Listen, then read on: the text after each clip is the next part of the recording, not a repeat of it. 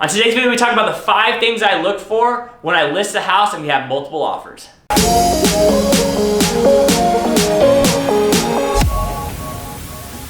What's going on, everyone? Adam here, top real estate agent. So I want to make this video because we are in a crazy seller's market. And if you price your house right and you do some good marketing, you know what?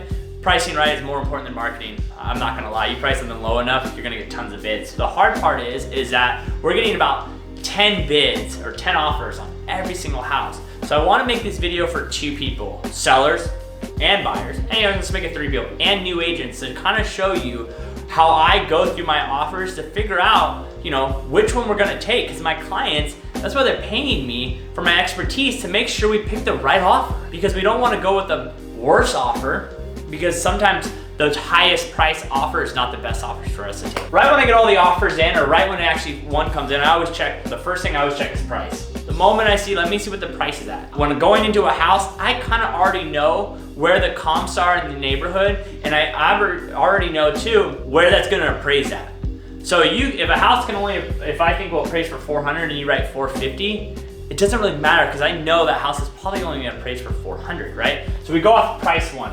Right? What is the price? Second thing we do is, what is someone gonna pay above appraised value? In this market, if you're buying houses right now, you know that that's a lot of counter offers you're getting. Hey, what are you gonna pay about above appraised value? We just shot a video a few days ago about it. I always wanna see, okay, they're coming in at this price, say they come in at 425, and I think the house is worth 400, but they're gonna pay me 20,000 above appraisal.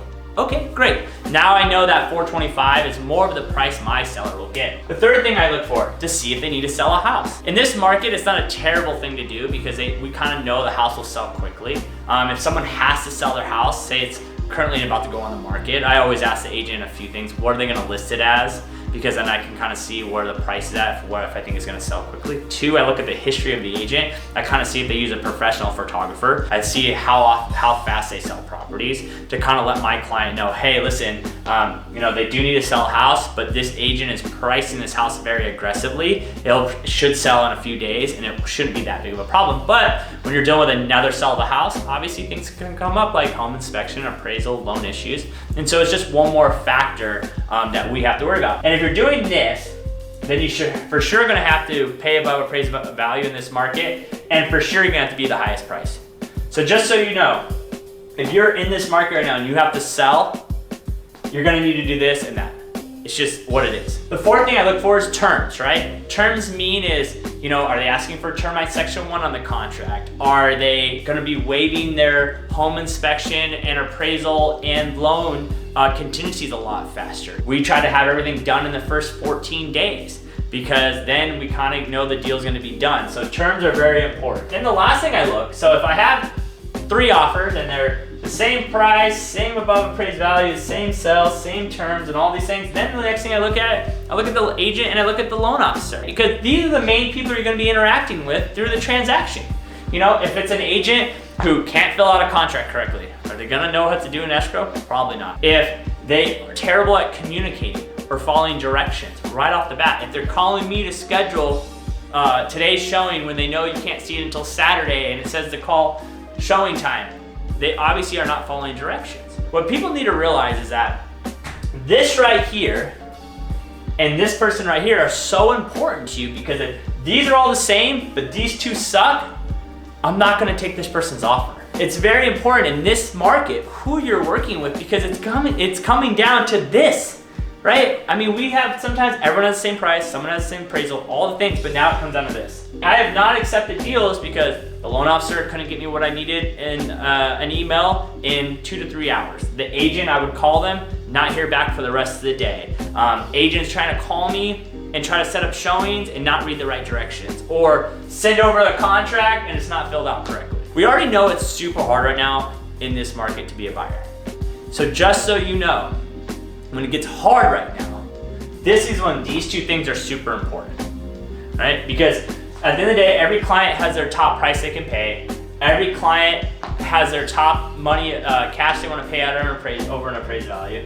Some people just gonna have to sell their house, and these terms are really affected by these 2 people. Hopefully this video helps because I'm here to break down what I'm looking for as a top real estate agent and something you might think of. Sometimes the highest price doesn't always get accepted, and this is why. If this price is say $425, but they don't want to pay anything above appraised value, and I think the house is going to appraise for $400, their offer is really $400, maybe $405, maybe $410 if we're lucky, if we have a good appraiser. But if someone writes an offer at $415 and they're going to pay me $20,000 above appraised value, I'm now gonna go to my seller and be like, hey, listen, yes, this price is more, but we don't think it's gonna appraise, and these people are gonna pay maybe not as much, but they're more guaranteed money.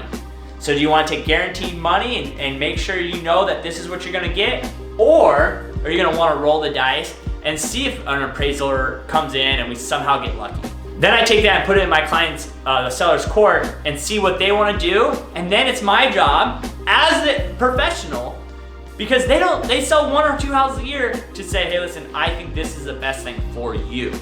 You know what? This is what we can do. Hey, yeah, we need to go for top dollar. Or hey, listen, let's make sure we take guaranteed money. There's sometimes I'll take a house that needs to be sold because I know the agent, it's already on the market, it's already in escrow, and they're giving us the most money and the highest appraisal. Hopefully these things help you. Remember, if you have any questions, please send me a message, comment below, tag someone that needs to see this. And remember, we make these videos to help you guys. So if you have a question and you want me to make a video about it, just send me a message, right? I won't let anyone know that you have a question for me to make for you. I really appreciate everyone that watches, and until next time, peace.